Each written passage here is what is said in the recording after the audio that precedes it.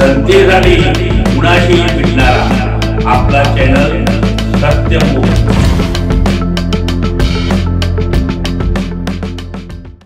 पाणी पुरवठा व स्वच्छता विभाग, जिल्हा परिषद कोल्हापूर, श्री मनवेल बारदेसकर एज्युकेशन सोसायटी गारगोटी व पंचायत समिती पन्हाळा यांच्या संयुक्त विद्यमानाने जलजीवन मिशन अंतर्गत स्त्रोत बळकटीकरण व शाश्वतीकरण विषयावर 2 दिवसीय प्रशिक्षण उत्साहात पार पडलं। यामध्ये परिसरातील 11 गावातील 57 प्रशिक्षणार्थी यात सहभागी झाले होते। तर प्रारंभी सरपंच नीलम भगवान पाटील, उपसरपंच अर्जुन रंगमाणे यांच्या हस्ते प्रशिक्षण किटचं वाटप करून प्रशिक्षणास सुरुवात करण्यात आली।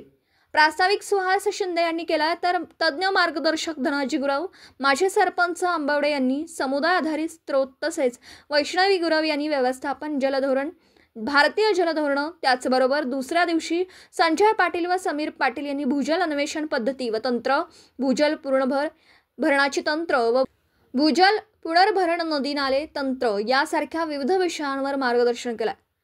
प्रशिक्षण यशस्वीपणे पूर्ण केल्याबद्दल प्रमाणपत्रांचं वाटप मान्यवरांच्या हस्ते करण्यात आलं।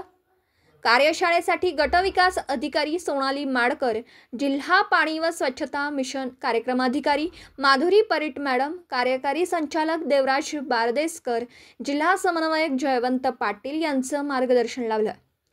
यावेळी आसुर्लेसह पडळ, माझगाव, कसबा ठाणे, येवलूज, शिंदेवाडी, पोर्लेतर्फे ठाणे, खोतवाडी, देवठाणे, उत्तर दरेवाडी आदी गावातील सरपंच, उपसरपंच, ग्रामपंचायत अधिकारी, ग्रामपंचायत सदस्य, पाणी पुरवठा व स्वच्छता समिती सदस्य, जलसुरक्षक व या प्रशिक्षणाला अंगणवाडी सेविका, आशा वर्कर उपस्थित होते।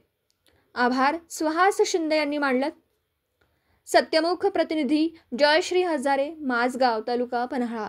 जनतेसाठी कुणाशीही भेटणारा आपला सत्यमुख। लाईक करा, शेअर करा आणि बेल आयकॉन ऑन करा। मित्रांनो, विसरू नका।